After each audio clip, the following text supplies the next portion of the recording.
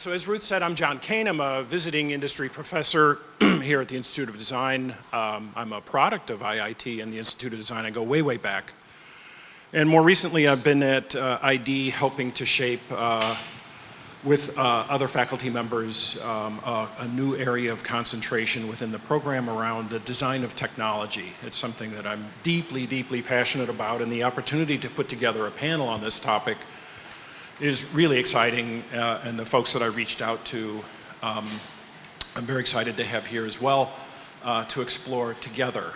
We'll have some time at the end of the panel for Q&A, but I might begin by breaking convention a little bit. If there's conversation along the way in which Ruth designed and set up this conference is to be a kind of, I hate to use the term unconference, but more like a conversation than a bunch of presentations. We're trying to get engagement, we're trying to stimulate conversation and interaction, so please, please feel free to raise your hand at any time during the panelists' talks.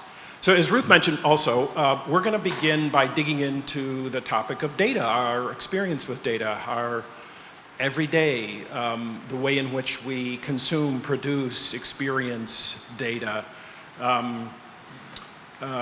Beginning with Julia Haynes. I'll have each of you say a few words to introduce yourself if you don't mind. A researcher from Google. You might have heard of Google. Prasad is co-founder of Final Mile, a firm that practices at the intersection of design, business, and behavior.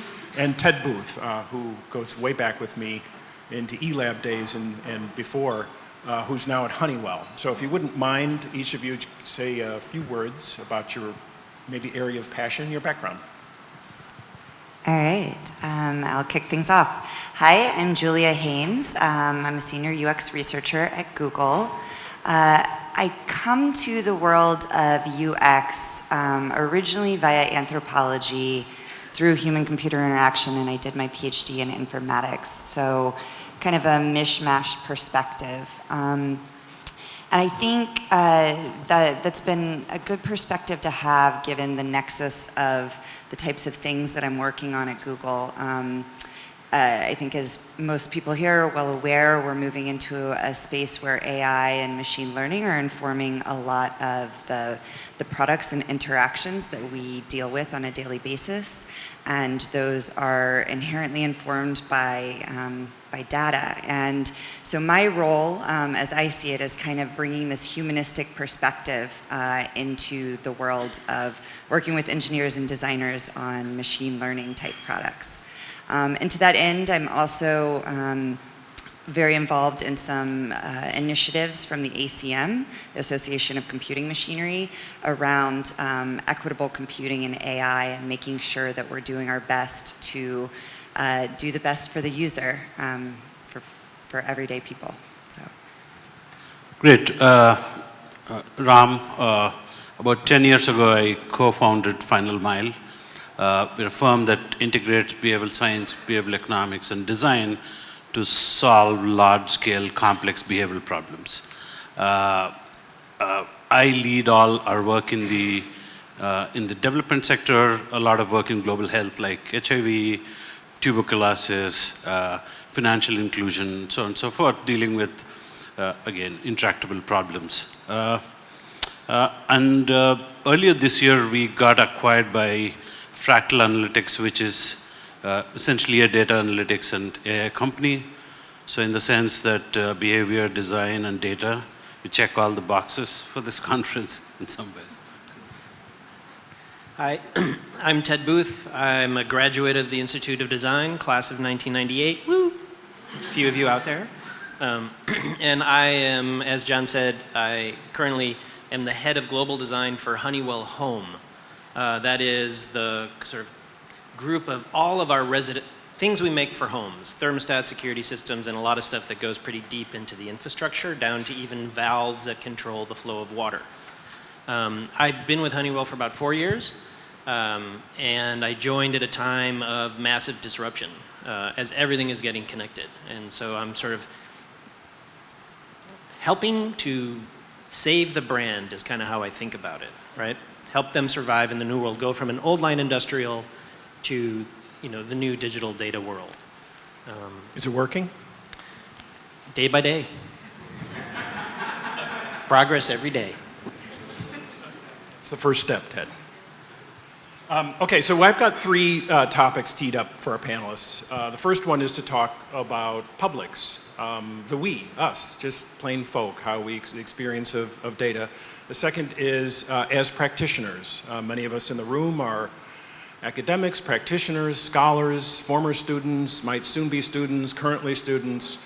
So I want to dig in a second topic around what are the implications of the ways in which we can think about, shape, use, experience data for practice. How does it land within the work that we do every day? And then lastly, I've got a particular question for each of the panelists based on conversations that we've been having prior to the conference today.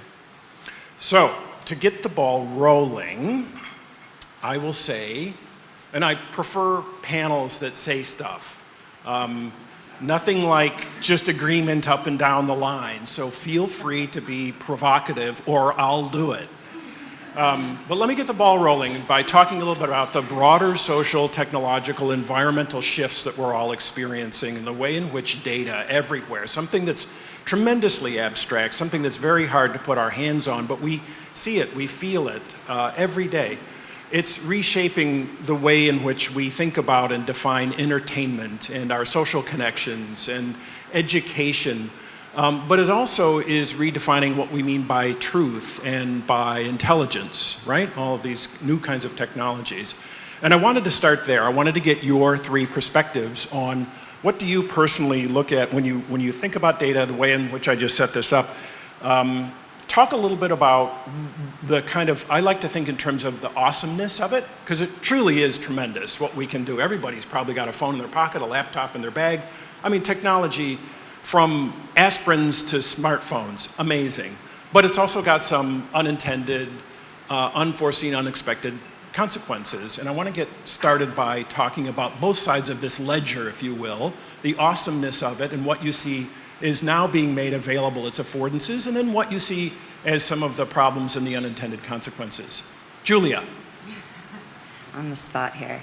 Wow, so this is all super salient right now. I'm sure it's not lost on most of you that GDPR is happening within the next 24 hours, next 12 hours, something like that. It kicks off. So talking about data has been, at the forefront of conversations. I guess first, what the awesomeness of data. Please.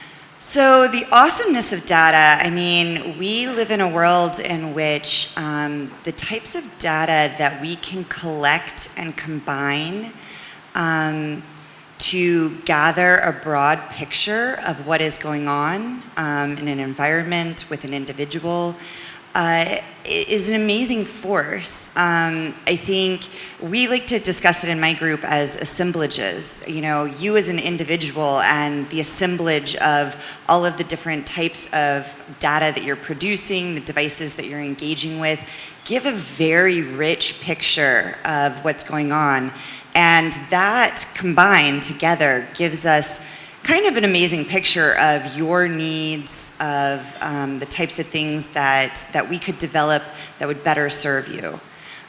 So I appreciate, the vastness and the richness of the data that we have access to, and our ability to understand things like context, context services with intelligent agents, things like that. But diving almost kind of immediately into the flip side of that, we as a public, I as an individual am so unaware of all of the reams of data that I'm producing. I think when you talk to the average user, and so I'm a researcher, so I'm often out there in the field talking to people. And I think, there's a keen awareness of the types of very volitional actions that people take on their devices and the data that produces. So yes, I'm on Facebook, and yes, I liked this. And I think there's a growing awareness of all the types of of data that is produced from those types of actions. But I think we're also rapidly moving into a space where, people's ability to understand all the other data that is being collected and produced about their interactions with all sorts of services, both in their embodied lives and by proxy through other things, I'm sure Ted will talk, more about the connected home and the data that's produced about, you and your living space that can be sensed. We've even heard in the news this week, Amazon Web Services, facial recognition out there in public. Are we moving into a world in which there's a surveillance state, possible, or increasingly possible? So I think, on the one hand, the awesomeness of the data means that we can continue to produce technologies that continue to advance and innovate and meet people's needs in ways that, we never dreamed of before. But at the same time, and with machine learning, that's, the value of machine learning is in taking all of this data and trying to make some sense out of it. That's a whole nother topic. What sense are we making out of it? But at the same time, it's a scary new world where there's so much data out there and data that we don't realize we're producing. Before we move on, though, quick provocative question. Needs, what actual needs are there? Do we think about the question this way? Do we actually have needs for data? I have needs for coffee, needs for clothing, otherwise I'd be embarrassed up here. But what needs do we really have for data? How do you think about that? Now, talk a little in a more sort of nuanced way about this frame of needs.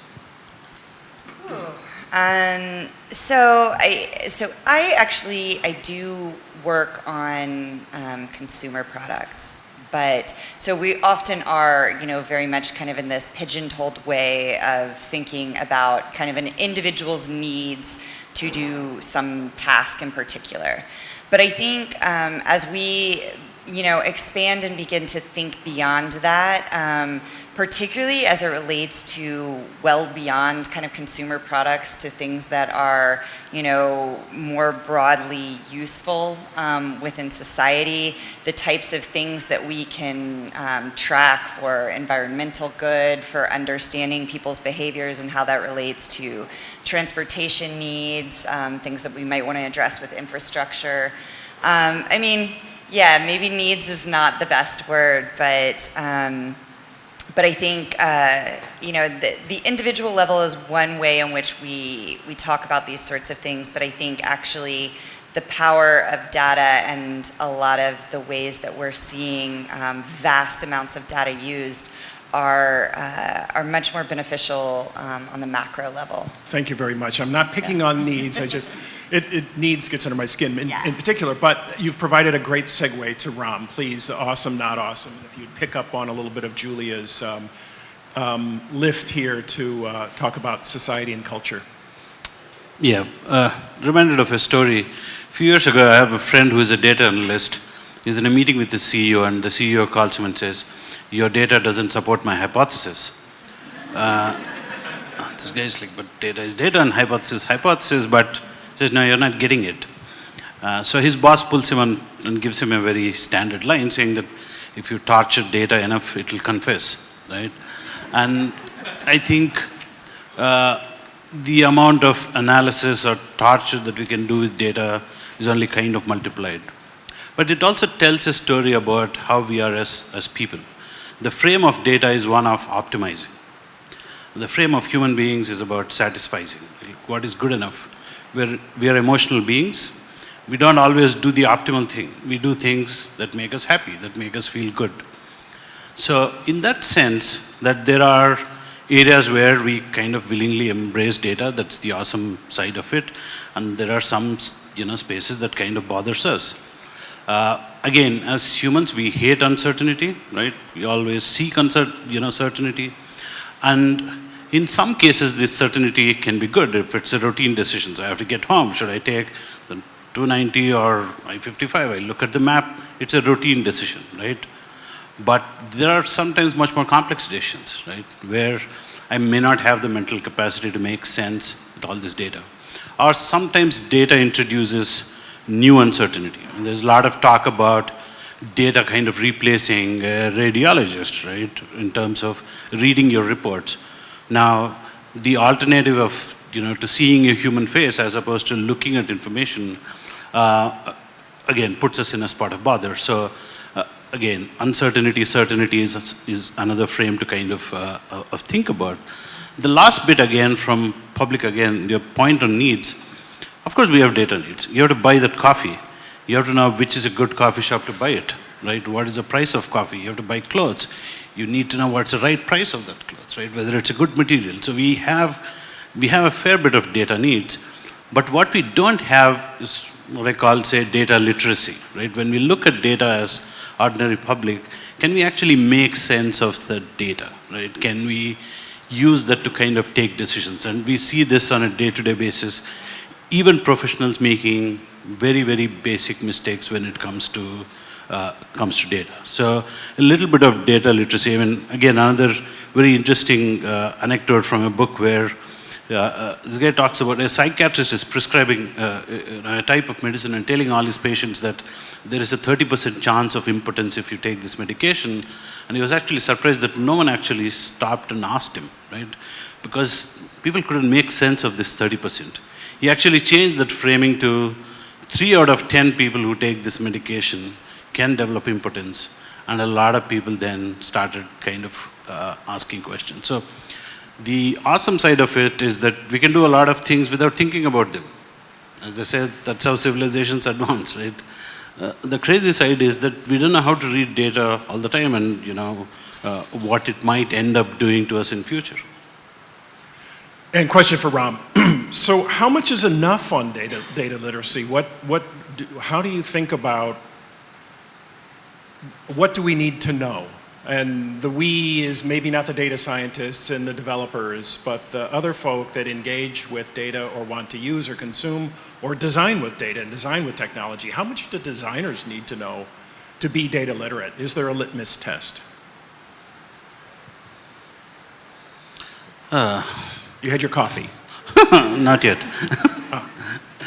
How much do we need to know? I think there are 2 parts, right? So one, again, designer or a common person, we have to execute a lot of decisions, right? And we only have a certain capacity to execute these decisions. So we're never going to get into a situation where we're going to have all the data, one.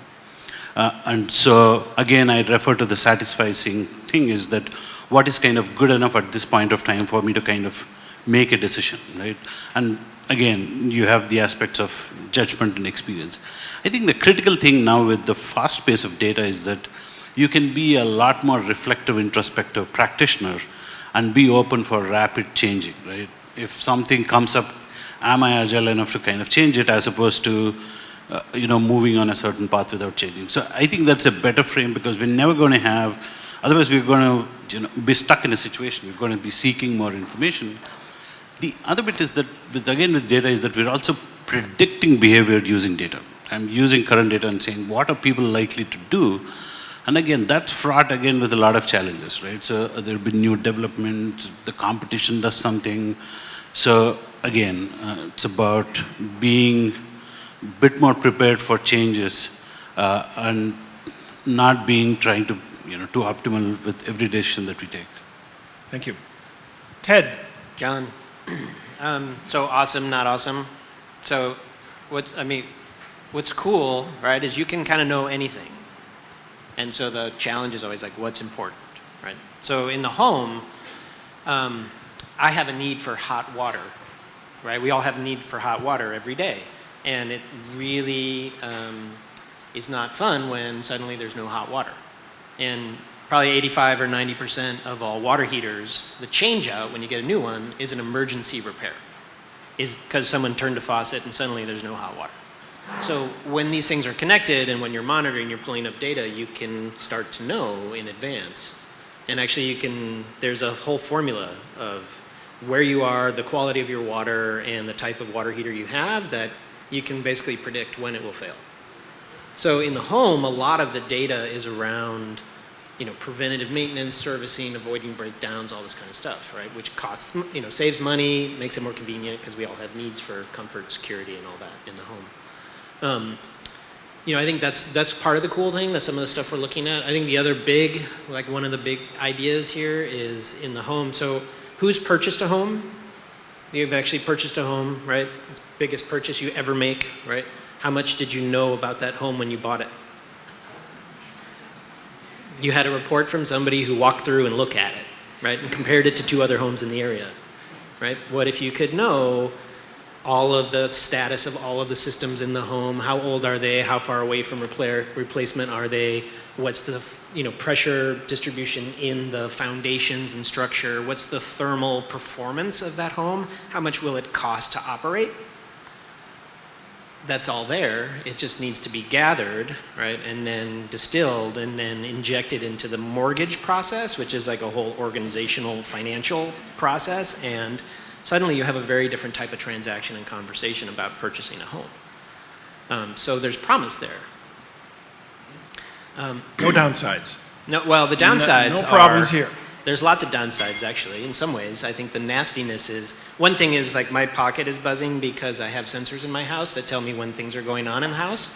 And like, I know my wife is coming and going right now. The kids just went out to, go to school. Like, just like, do I really need to know? It's kind of nice since I'm away. I live in New York, so I'm away from home. It's nice to sort of feel connected, right? That's kind of the concept of connected home. Smart home is you can still be connected even if you're away. You can know what's going on, the idea of peace of mind, but it's also a lot of chatter, right? And so being able to navigate what's peace of mind and what's chatter and annoying is challenging, right?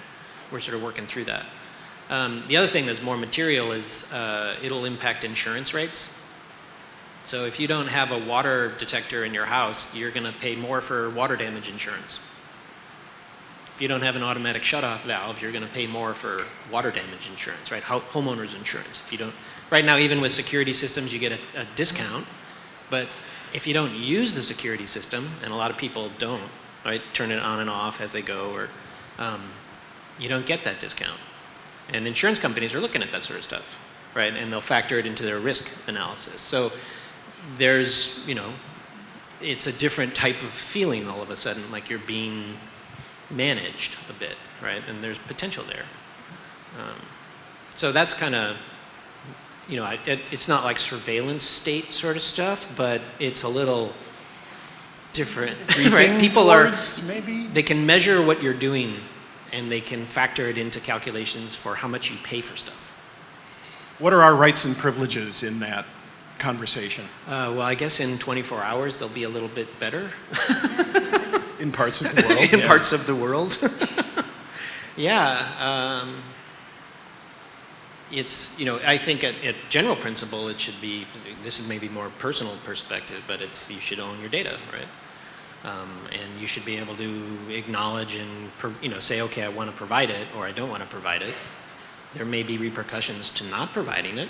All right. If you don't sign the disclaimer form, right, you don't get to go into the trampoline park, right? You have to sign that off, stuff like that. So maybe we can go a little bit deeper on that topic again across the panel here, if you don't mind. What are we signing up for when we're presented with these T's and C's, terms and conditions that flash by, you scroll to the bottom and click, well, I do anyway. I don't know what I'm signing up for. That's my fault. But it also seems a little disingenuous to present somebody with 14 pages of something as if that's a kind of conversation. It's not. So could we touch on that a little bit across the panel before we move on to practice? You want to just keep rolling, Ted, and we'll come back this way? Yeah, what are we signing up for? I mean, I guess it's like anything. It's an exchange. You could think of it that way. If you want to buy a house and be confident and know that it's going to, or put it this way, if you're selling a house, you want to provide data for the performance of that house and the sort of assure insight to the buyer that they're getting a good value, right? So you have a motivation to provide that data. If you're worried about that, then you might hide it, right? Can you give a specific example, each of you within your work? For Honeywell, is there an app? Am I signing up? Am I giving things away? How has Honeywell and your team shaped that? Yeah, so with Honeywell, when you connect to your thermostat, you're signing up for, we'll use the data to aggregate patterns of performance in your house, right? And we won't share that with, an insurance provider, that sort of thing, right? So it's kind of that level of exchange. Is that something you've been involved with? Indirectly, we create the UI for you to scroll down quickly and click the button. Yep. Yeah, and try to make it really simple. That's a good one. Fast. Good. Yeah. Cool. Let's move on to Ram. Could you give a specific example from Final Mile in your work on this idea of what are we signing up for when we sign up? Yeah, we'll answer that from a public perspective, is that, again, our attention is limited. So if somebody presents like 15 pages, this morning I got an email from British Airways saying that they've made a change to their policy, and in the light of this conference, I thought, let me actually read this, right? And after 5-7 minutes, I just could not continue, right? It just makes no sense anymore. I'm just going to get on the plane and move on. I think one is the language that is used and the volume that is used is, I think we can make a blanket statement that it's beyond our attention and comprehension. So I think we need new models to communicate, that bit to us. The second thing is, and we had this conversation on, do we actually imagine what is going to happen with this data? It's actually very, very hard. Companies struggle to imagine what wrong could go with data, and again, as individuals, it's that much more challenging to kind of make sense, right, as to what is going to happen with this data. Interestingly, maybe again from a public perspective, a good frame to look at is values and culture of an organization, as opposed to the text and the policy, right? Oftentimes the violations are happening beyond that. So if you're interacting with a company that has a broad set of values and cultures that going to at least has a frame of protecting your interests, then that's probably better. At Final Mile, we don't collect individual data. Largely we're again looking at aggregates. We also work in populations that are highly vulnerable, right? And there it comes with a number of challenges, and of course there are a lot of regulatory steps one needs to go through if I'm talking to an adolescent girl, who is at the risk of HIV. So we have to be extremely responsible. Even when we conduct research, it's not just about masking data, it's about not even taking names and other kind of identifiers. So you don't even collect it. It's not about collecting and safeguarding it. So yeah. Thank you. Yeah, so I would unfortunately agree with everything that's been said. To your point, Ram, I think the legalese in, terms of service, it's purposely written in a way where there's like nominalizations. You can't tell, you have to read a sentence 5 times to even try to begin to understand what it means. And I do think, go read all of those emails. I know we've all been flooded in our email inboxes this week with those updates. It is actually kind of interesting to scroll through and just see, especially at the bottom, tucked away, the little extra parts, by continuing to use this service, you're opting into all of these other things. But I don't think that's not the valuable... That's not the best way, clearly, for people to begin to understand the data that's produced about them. I think one of the most fascinating things is to explore your own data in these services, and hopefully, GDPR is pushing us in a direction where there's interrogability of our own data. At Google, we've actually had this for 10 years now. With Google Takeout, where you can actually go and kind of download your own data and look at what's been produced. And I think the fascinating part about that, and this actually loops back into some research that I've done. So anytime I do research, and I always try to combine machine-produced and human-produced data in different ways.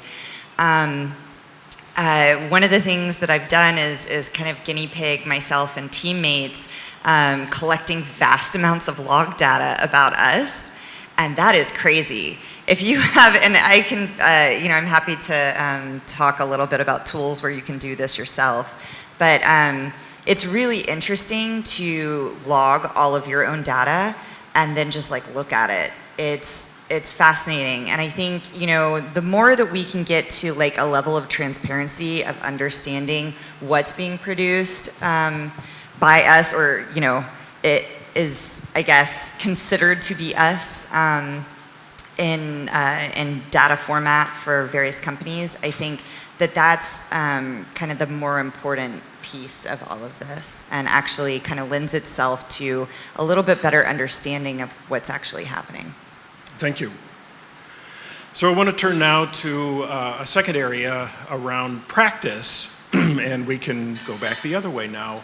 So the question here is, from exploring our own data, better understanding what it is we're producing, to homes that can talk back to us, licensing agreements that are legible, these sound to my design brain like design problems, problems that design can participate in. But I think we got to know some new stuff, and I'm not quite sure what that is. As an educator, I'm intensely curious about what it is we need to know now to be effective practitioners. Is the model even that we need to know it, you need to know it, or do we need a kind of distributed model? As Horst Riddle said, a symmetry of ignorance. Nobody knows how the whole thing works, so maybe we need teams. Maybe that's why we need teams. So I'd like, Julia, if you would start, just to talk a little bit about, at Google and in your work and on your teams, how are you working, some practical advice, not so much tips and tricks, but adjacent fields. Who's on your teams? How do designers and researchers and technologists work together? How do you structure the work? How do you build these arguments? How do you work your way through these projects? Yeah, great question. So I think I mentioned at the beginning, I see my role as being like the humanist and in a room full of engineers oftentimes. So I work with, a variety of engineers and designers, and particularly in a lot of realms that relate to machine learning. And I think when we start to get into machine learning, we're getting into very tricky territory because a lot of people do not know, I would say most, most people in the tech industry do not know, except for a very small subset of machine learning algorithm specialists, how these things actually function. The way in which they actually begin to accrue results at scale is by feeding mass amounts of data into these algorithms, right? And one of my big concerns, and the role that I feel like is the most important role for me to play on the team, is that oftentimes we're taking oodles and oodles of machine-produced data, and we're totally removing any sort of perspective of human understanding and human context, and we're feeding them into a system and seeing what comes out the other end. And I see my role as, hey, why don't we actually bring some human meaning back into this? What a concept. So going back to kind of what I was just referencing with studies that I do, I think, the thing that has always blown my mind when you start to look at your own data is just like, whoa, I had no idea. Not necessarily that I produced that data or that quantity of data, but like when I start to try to make sense of it, it's oftentimes very different than the ways in which we would make sense of it without, my reflection on my own data.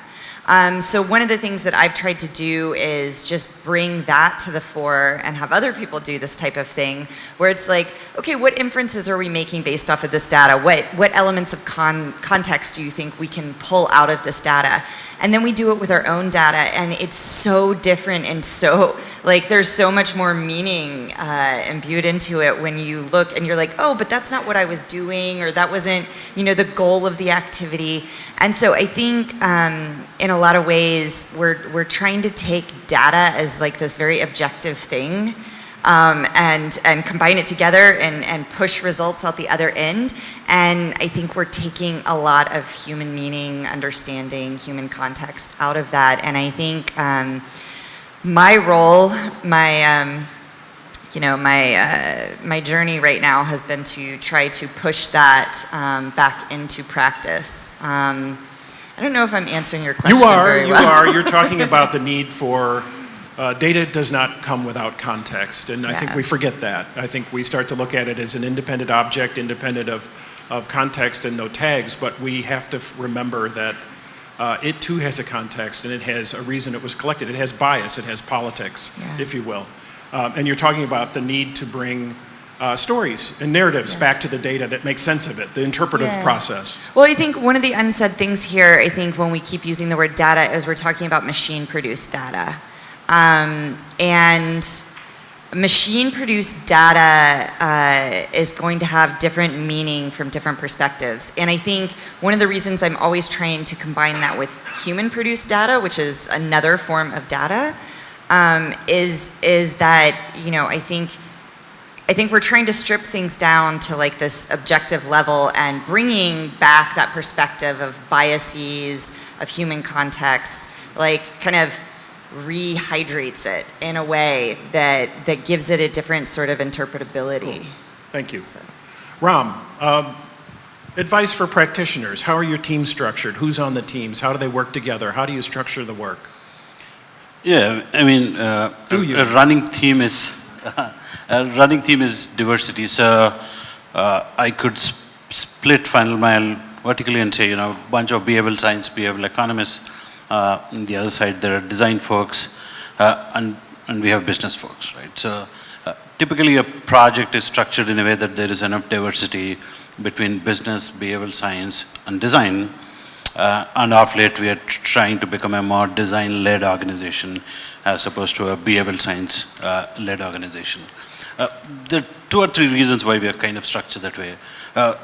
It's a great point that data doesn't come without context.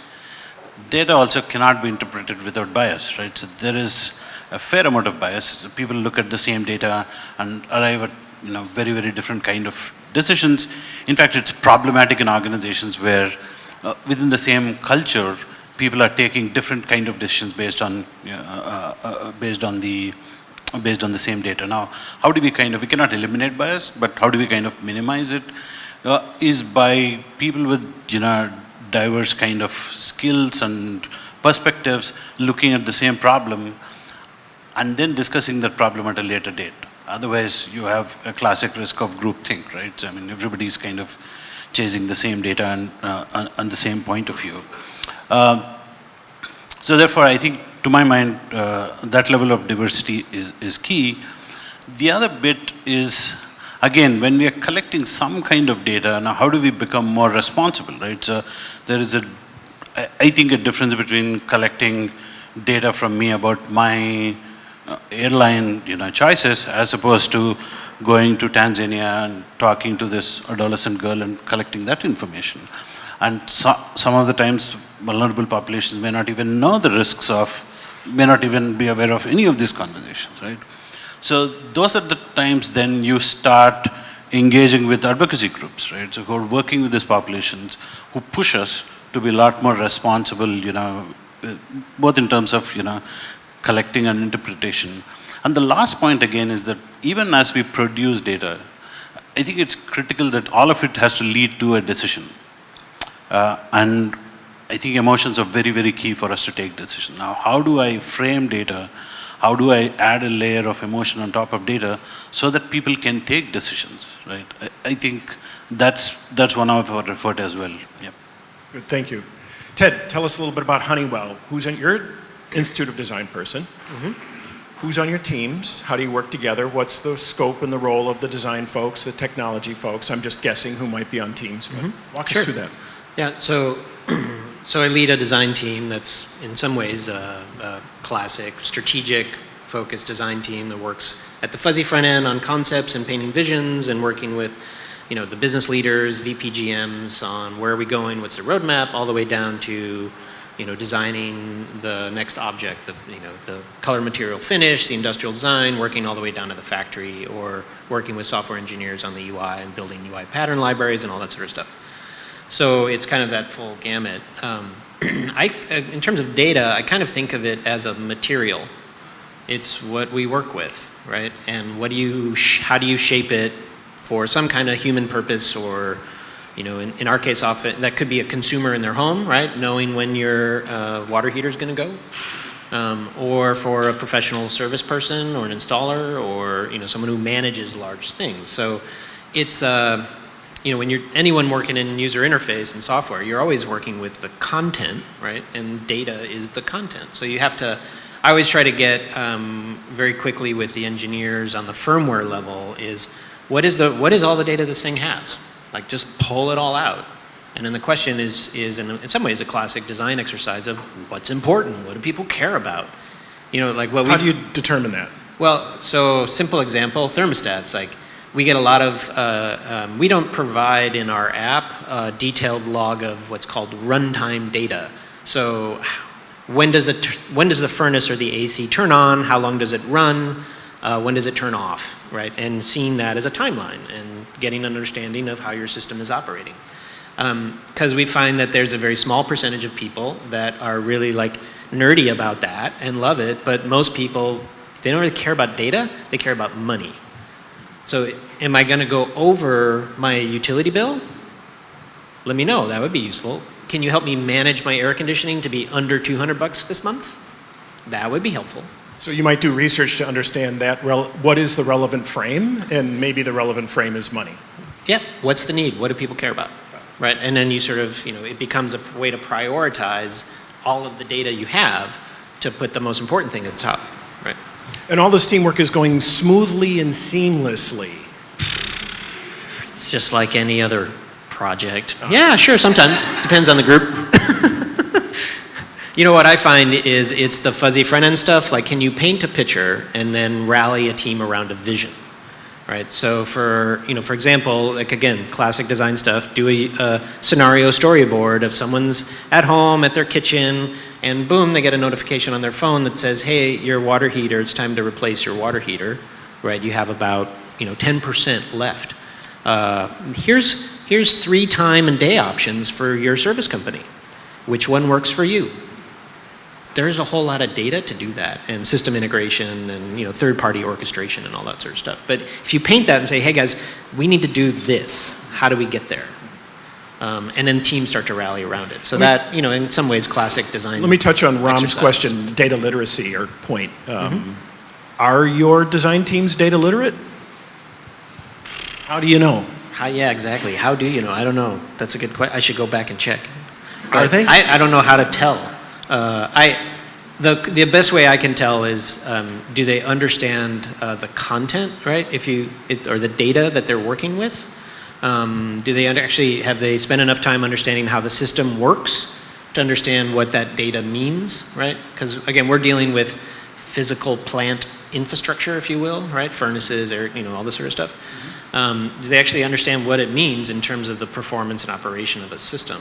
And then what I find, and this is where we need to grow, is content design. How do you shape that? It gets into copywriting, but it's also how do you present this information in an easy, digestible way that people can, they can get the top line, or they can dig deeper if they want, right? But that's words, right? And what I find is most designers aren't very good with words. They're, good with pictures. So finding people that work with words and having them on the team is a big piece of that. Cool, thank you. So we've got about 11 and a half minutes, and I thought, I've got more questions, but we wanted to spend a little bit of time at the end here taking questions from the audience. So let's turn to that and see if we can fill up the 10 minutes. If not, I've got more pesky questions for the panelists. Was there a hand up? Heidi Fishko. Hey. This is a question for you, because you've been working in data for some time, as most of you. I've been thinking a lot about ethics lately, because I heard a podcast a couple weeks ago about a doctorate level professor at Harvard in ethics going over to MIT. and basically talking to the computer scientists about the ethics of what they're doing. Not like, well, yeah, that's what I built. It's kind of like, well, what's the responsibility around building that? So I'm wondering what you guys think about a role, and maybe design moves into that role. I had to take an ethics class a million years ago in undergrad, but tell me a little bit what you guys think about that. I'll just say 15 seconds worth of stuff because I would love to hear what the panelists have to say about this. In a class that I'm doing at ID, we have an ethicist show up and give us a very quick lesson starting with the Greeks through utilitarianism. And the whole idea is it's not so much the ethics of the outcome of the work, but it's how we're making what we're making that shapes the outcomes of that work. We're looking for more, as I like to say, wise, fair, just, and equitable outcomes, even in these complex socio-technological systems, of which I would include a thermostat as one of them. You've heard Ram, you've heard Julia talk about how do we know what's going on? How do you even know what your own data is? How do you know where it's going? These are ethical questions. These are questions of justice at the end of the day, they're political questions. So one way is that we've got to get smarter about design, needs to be more aware and smarter about this question. But let me run down the line here and then we'll go on to the next question. Yeah, that's a great question. So I am involved in a number of efforts around ethics and equitable computing internally at Google, but externally, one of the things that has surfaced in the ACM, so this is the largest professional society for computer scientists globally, we have a group that's focused on equitable AI where we've been trying to focus on unintended consequences, but also trying to figure out a way to give that some teeth. So in the last year, we've seen a lot of best practices and guidelines, which are all well-intentioned. What we have been working on and hope to push out this summer is a EULA, an end-user license agreement, and an open-source license for ethical AI. And on the one hand, we want that to be something that enables computer scientists who do have ethical concerns about the use of their code to be able to utilize this license to their advantage to prevent, unintended consequences of, say, somebody who's developing computer vision algorithms for accessibility needs so that a blind person knows who is in the room, and they don't want that used for surveillance, right? So things like that, I think where it gets really tricky is algorithms are one side of this, data is another. And the biggest, trickiest issue with data is ownership of data. And I think, without diving too deeply into this, data is not individually owned, it's individually produced, it's collectively produced, right? So if we use a number of images and say everybody, I took photos of everybody in this room and I used that to train a machine learning algorithm. I actually, in the US at least, I own those photos because I took them. However, then if we go in and we have everybody kind of label, who they are, it gets tricky as to who owns that data. And so I think that's something we need to think a lot more about, but I think we are kind of on the forefront of doing a lot more. And I do know, at least internally and from working with folks in the ACM, that there is a lot of concern around ethics and unintended consequences of technology, and we're trying to do some stuff to get there. Let me just yellow highlight real quickly before we move on to Ram that what Julia is talking about as a researcher is a way in which she's able to act and have power in this question around policy and legislature that might lead to some kind of new legislature. But shaping policy is a tremendously important dimension of this problem. Ram. Ethics. Yeah, I think in light of the fact that we don't have a clear policy or directives, oftentimes, at least in small organizations like us, it's about every time an opportunity comes up, then you have a conversation, right? Should we be doing this, right? Or what are the boundaries of it? And in that process, we're faced a question, should we work with an alcohol company? Should we work with a tobacco company? And then you take decisions saying that, no, I will not. But I think it's also about being open to some of the concerns of different team members, like a designer, right? Or a behavioral scientist, and be more open to some of the, their own ethical considerations, as well as having a conversation as an organization, right, as to what could be the potential pitfalls of what you're doing. But I think a better way is to think of designing some kind of a policy that we can all kind of adhere to, right? Which we don't have, unfortunately. Yeah, I'd just say, Heidi, no, I don't think it should be part, like, exclusively the design team that does that, right? We're sort of human-centered, but we're not all things, right? Ethics is a thing for everybody. I would say maybe there's even an ethicist on the corporate board, frankly, but yeah, something like that. How does Honeywell deal with that? Do you yet? No, we don't, not yet. I did see, yes, to the gentleman in the glasses had his hand up. I have a question that dovetails to that, and actually this was for Ted. So specifically, regarding the example you talked about with the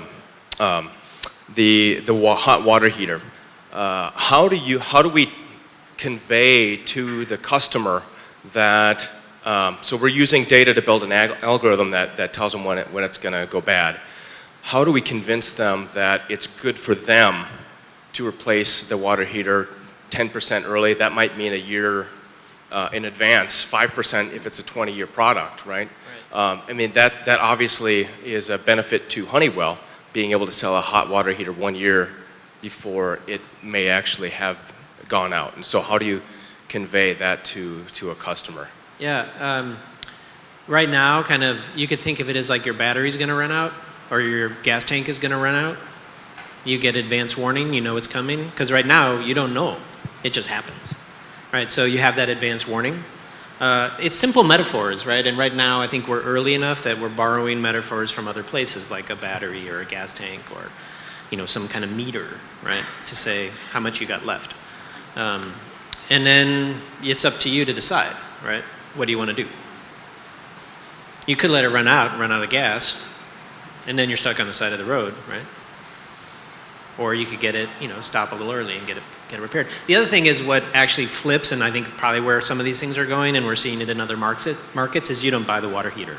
You buy hot water.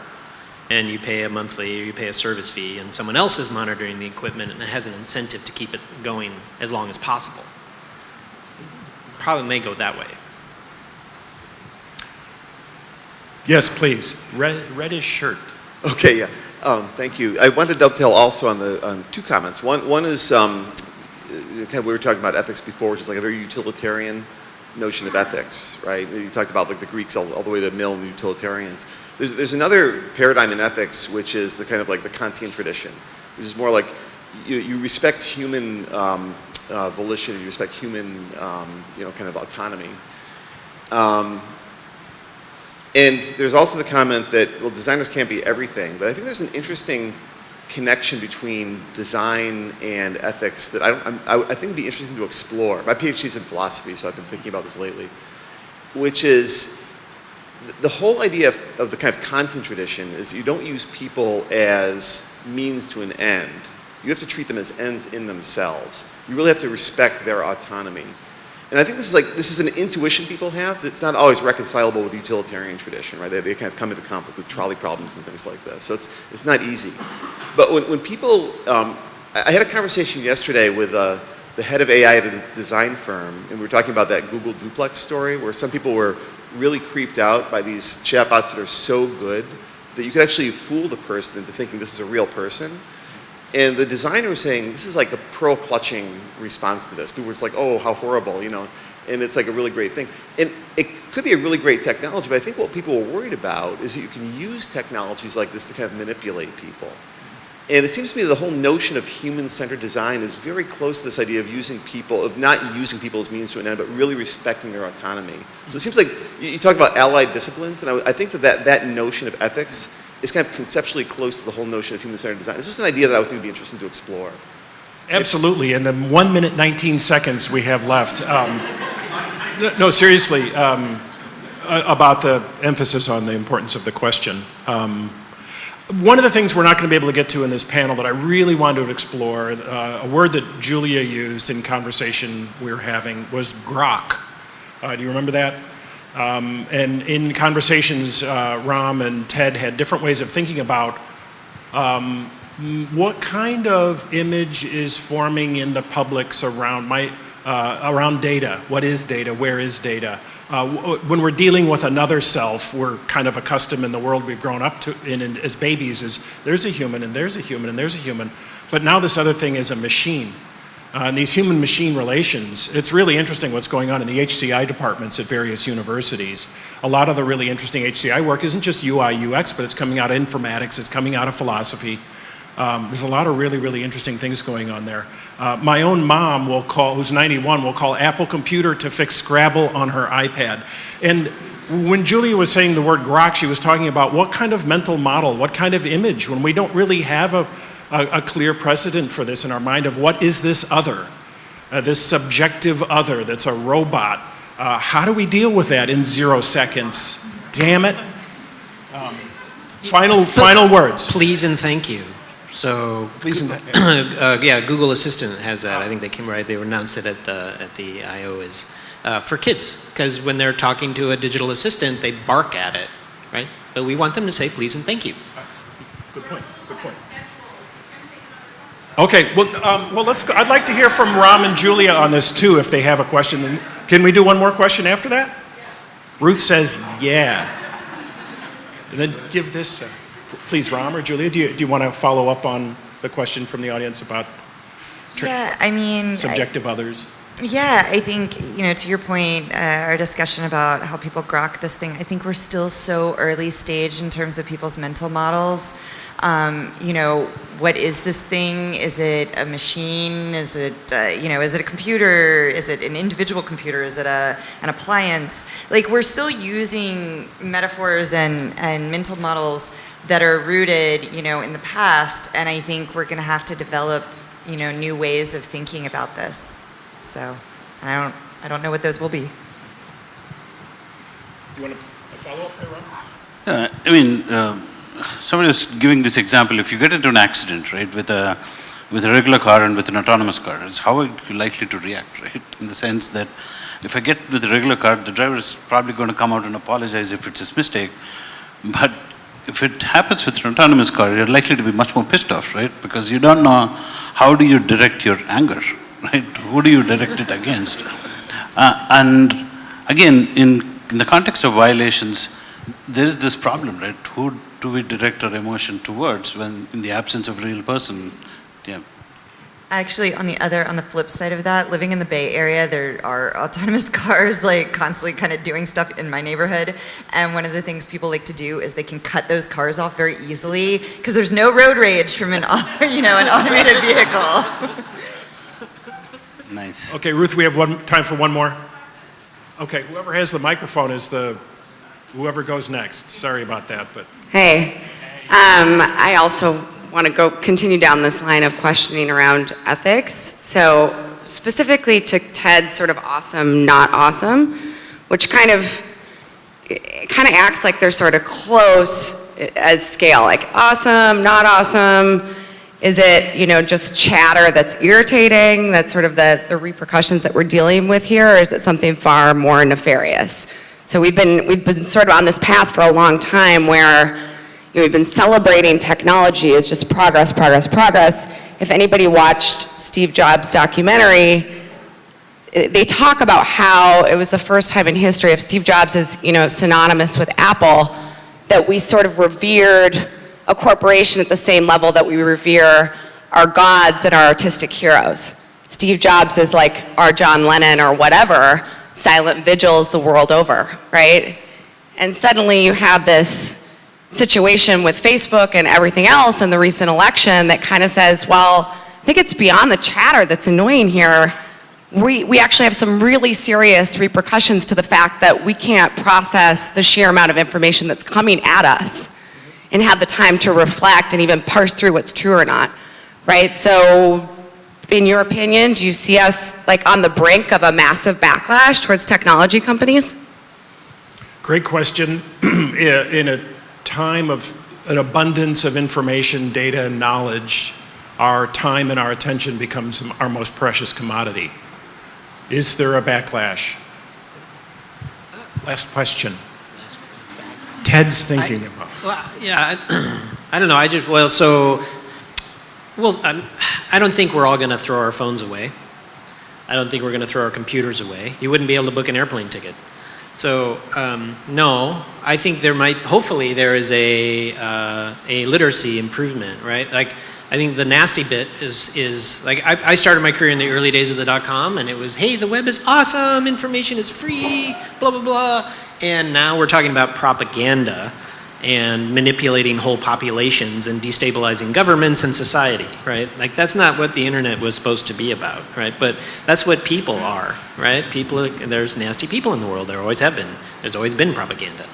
So at some level, it's just, it's another wave of technology, and yet people stay the same, and we deal with the same stuff. We just have to get good at operating in this new environment. So I like there was someone I was talking to about, like, in Finland, right? Finland's right next to Russia, right? And they're like, Russia's always been pumping misinformation into Finland, and their response was, well, we just educate our people to understand it. As a follow-up point, Ram or Julia, Best defense. I think there's going to be a backlash. You know, the nature of it, and that happens with any trend, right? So, any big trend, there's going to be some kind of an opposite reaction. But how and where it's going to be directed at remains to be seen. Is, like, will we hate technology, or will we hate people and organizations? I think the one thing that's differentiating here is that no one is immune to it. Usually there are certain organizations, big individuals, who tend to be immune to some of these things, but in this case, no one is immune to it, right? I mean, as there is vulnerability that goes across, so to be seen. Julia? I would say we are, I feel like we're in the midst of a backlash. But I think, you know, technology's role in society is constantly in flux. It's negotiation and renegotiation between, you know, society and the things, you know, these material objects that are produced that people are using. And hopefully that dialogue is getting a little bit more interwoven, and we're you know, kind of having a little bit more impact and mutual shaping on it. And hopefully not as many troughs of disillusionment as we've had recently.